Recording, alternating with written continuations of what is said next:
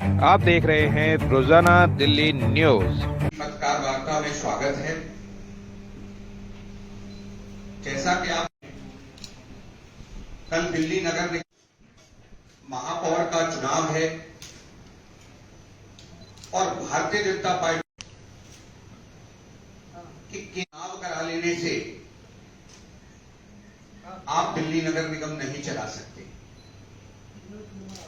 इस पर हमारी ओर से एक विस्तृत वक्तव्य भारतीय जनता पार्टी की वरिष्ठ पार्षद और महापौर चुनाव में प्रत्याशी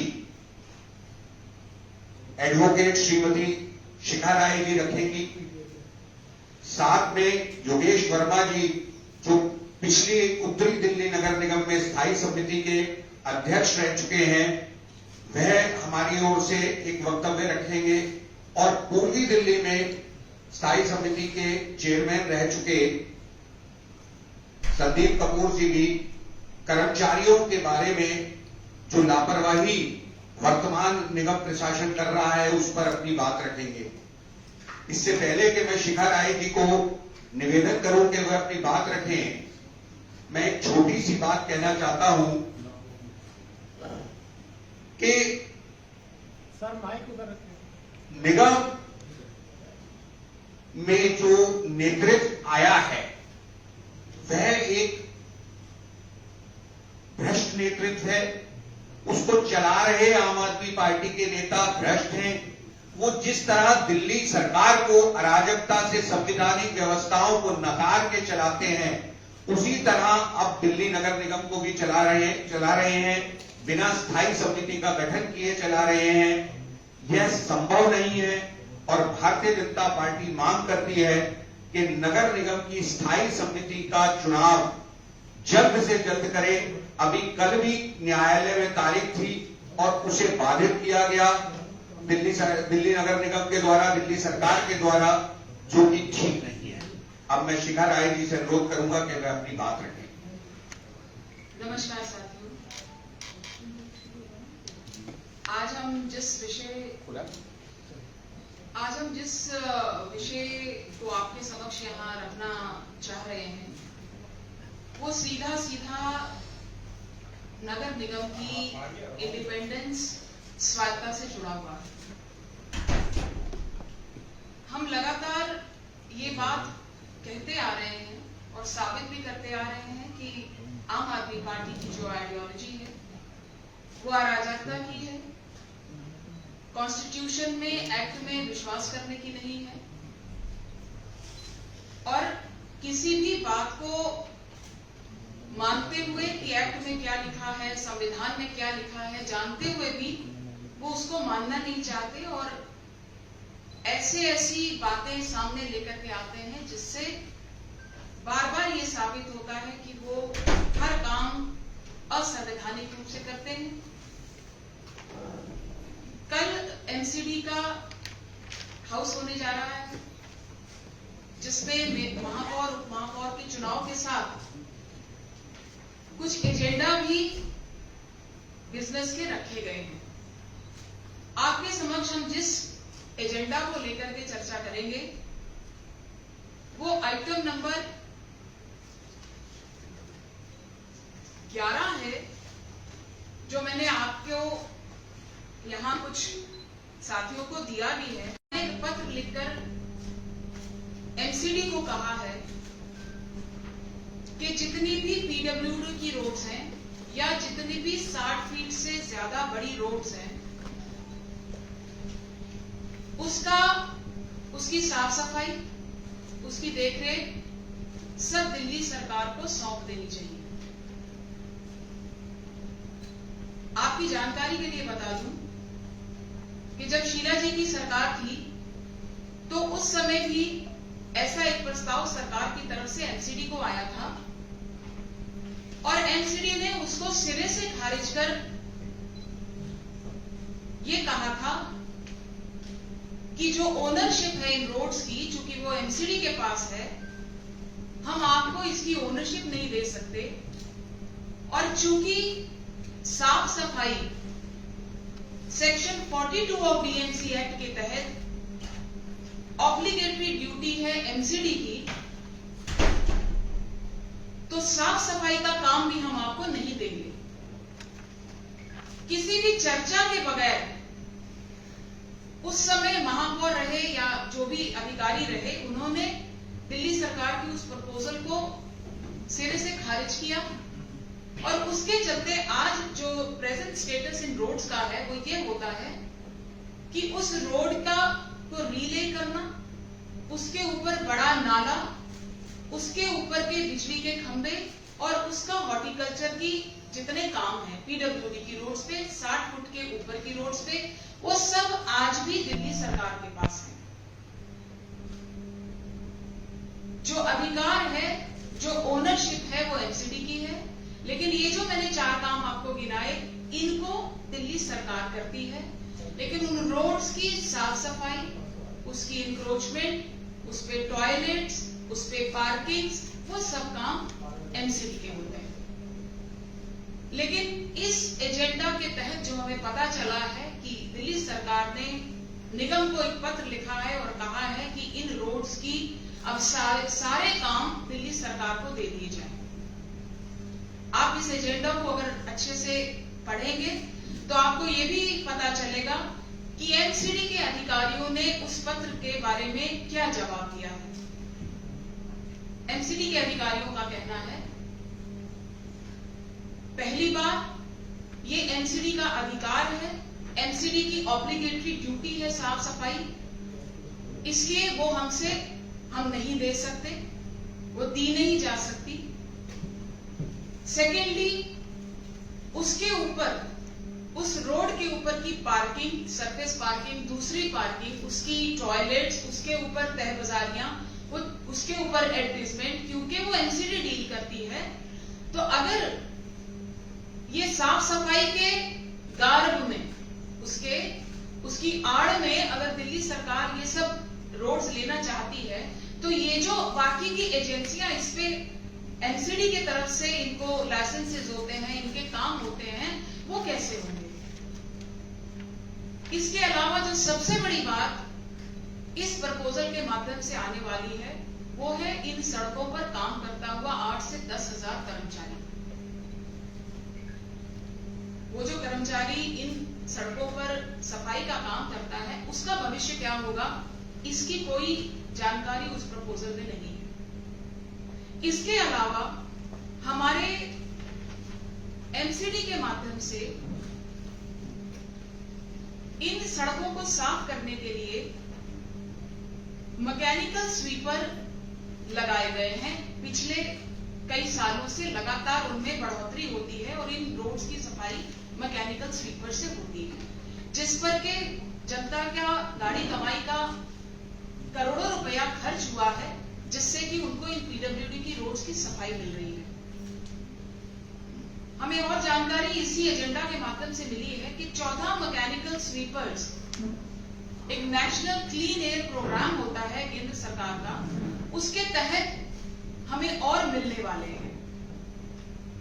4 सीएनजी चलित जो मैकेनिकल स्वीपर हैं, लगभग 4.5 करोड़ रुपए के, वो यूडीएफ की स्कीम, जो अर्बन मिनिस्ट्री है, उनकी स्कीम के अंदर हमें मिलने वाले हैं, जिनकी प्रपोजल्स जा चुकी है।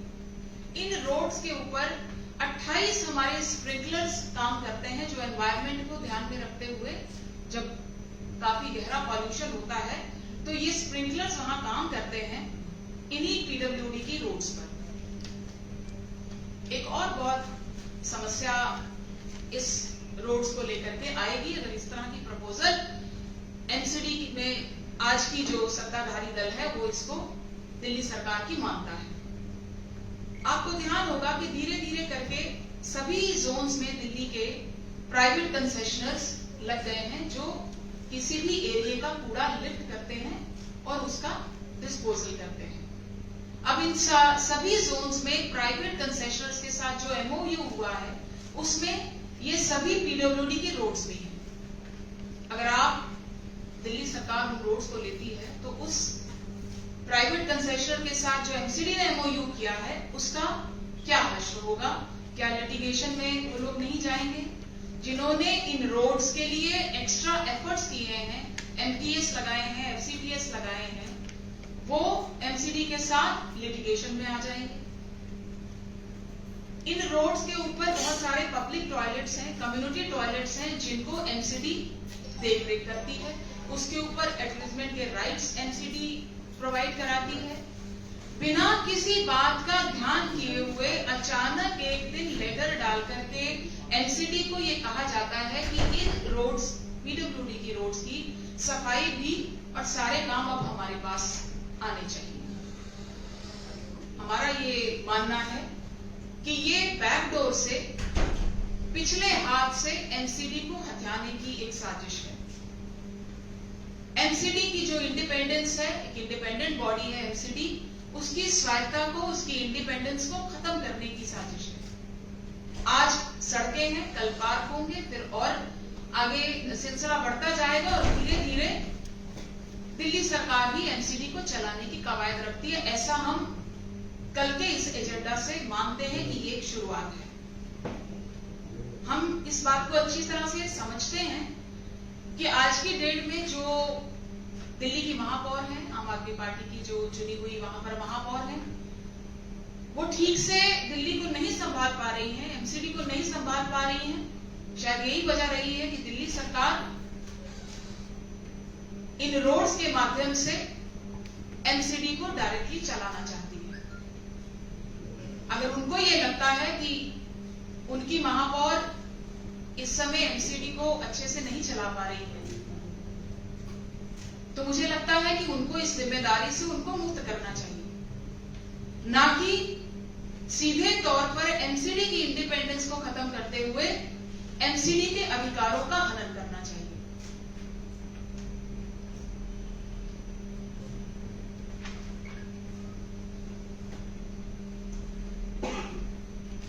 हमने पिछले दिनों में ये देखा, मैं इसके साथ ये कड़ी इसलिए जोड़ करके कह रही हूं कि हमें धीरे धीरे जो लगता है, जो होने वाला है, कि दिल्ली सरकार की एजुकेशन मिनिस्टर एमसीडी के स्कूलों में जाती है और कहती है कि काम अच्छा नहीं हो रहा है।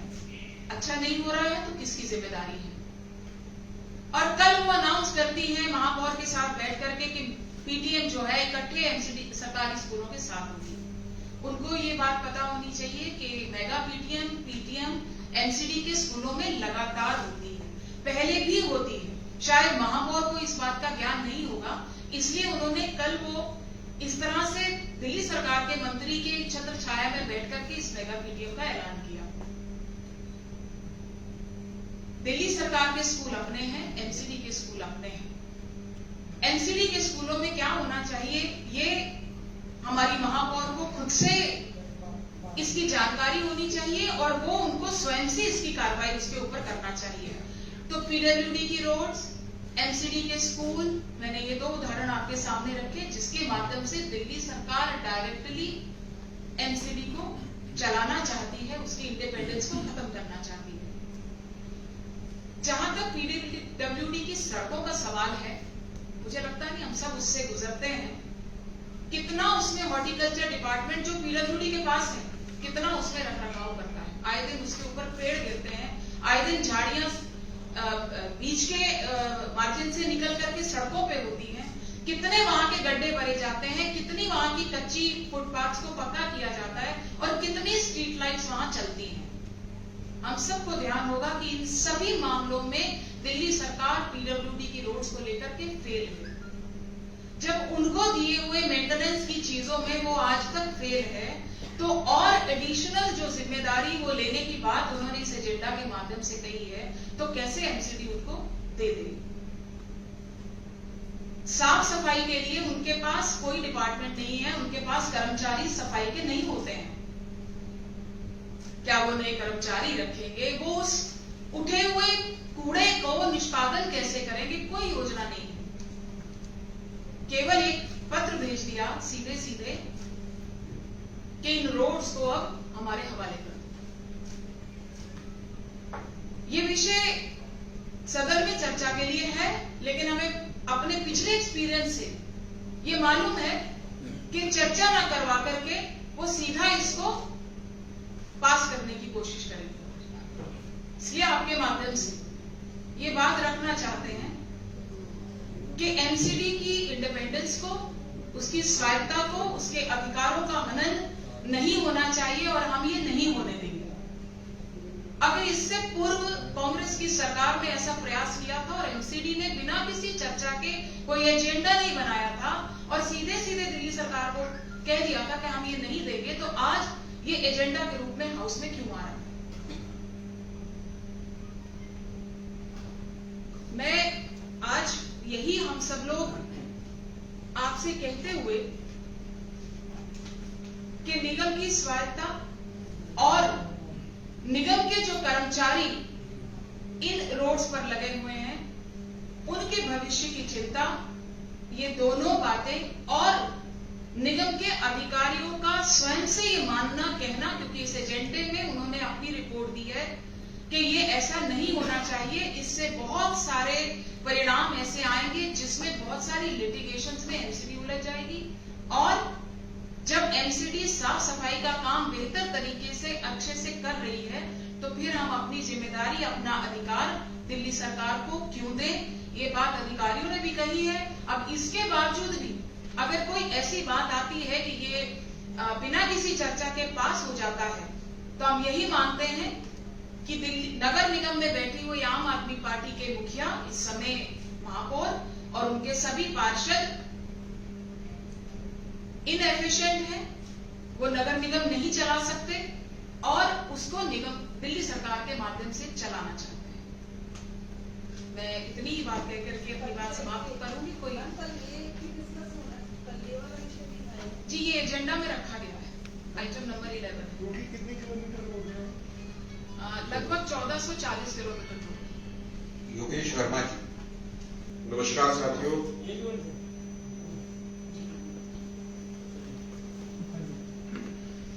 दिल्ली सरकार 29/3/2023 को एक पत्र के माध्यम से नगर निगम की सड़कों को अपने हाथ में लेना चाहती है।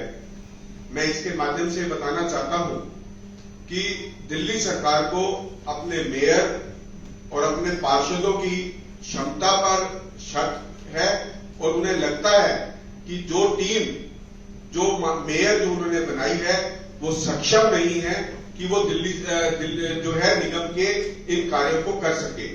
मैं आपके माध्यम से बताना चाहता हूं कि आज दिल्ली के अंदर जिस प्रकार का एक माहौल बनाया जा रहा है उसके पीछे एक साजिश की जा रही है कि जो सड़कों को जो लेकर कर्मचारियों का जो है निजीकरण किया जाए, सफाई व्यवस्था का निजीकरण किया जाए और जो सफाई कर्मचारी जो इस वक्त जो सड़कों पर काम करते हैं उनके परिवार के साथ आज एक बहुत बड़ा कुठाराघात होने वाला है इस ऑर्डर के माध्यम से। मैं आपको इसमें बताना चाहता हूं कि 2010 में जब निगम का विभाजन हुआ था उस वक्त भी आपने देखा कि किस प्रकार से वित्तीय संकट दिल्ली की जनता को झेलने पड़े और आज तीनों निगमों को एक करने के बाद जब एक दिल्ली सरकार इस प्रकार का ये काम करने आई है तो उसके पीछे पीडब्ल्यूडी की रोड्स का भी आप हाल देख सकते हैं कि पीडब्ल्यूडी के पास अपने ना तो कोई संसाधन है ऐसे, ना उनके पास कोई चलान करने की ऐसी पावर है। और जब भी 2018 के अंदर जब दिल्ली की सड़कों पर आप देखते हैं कि जितने भी पीडब्ल्यूडी रोड्स है उसके ऊपर किसी प्रकार का मलबा गिराया जाता है तो दिल्ली सरकार के चीफ सेक्रेटरी ने एक ऑर्डर पास करके निगम को ये कहा था कि हमारे पास संसाधनों की कमी है, जितना भी रोड पर मलबा गिरता है, जितने भी वहां पर गाद निकाली जाती है उसको आप उठाइए। तो ये दर्शाता है कि पीडब्ल्यूडी इस काम को करने में सक्षम नहीं है।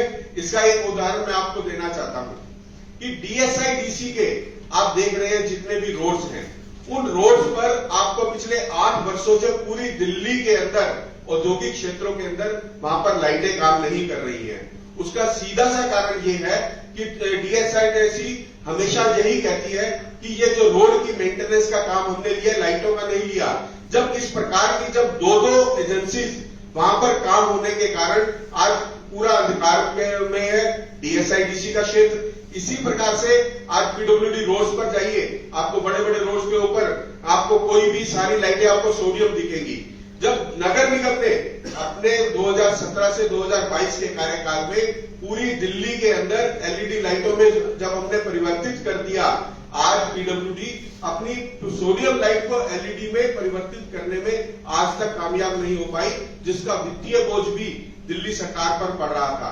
इसी प्रकार से जो एजेंसीज हमारे साथ और काम कर रही हैं, जो तय बाजारी की दुकानें हैं, वहां पर एक संकट खड़ा हो जाएगा। इसी प्रकार से जो और काम दिल्ली नगर निगम के द्वारा जो पोल्स है, वहां पर जो है एडवर्टाइजमेंट का काम है, इन सबके लिए एक बहुत बड़ी बाधा आने वाली है।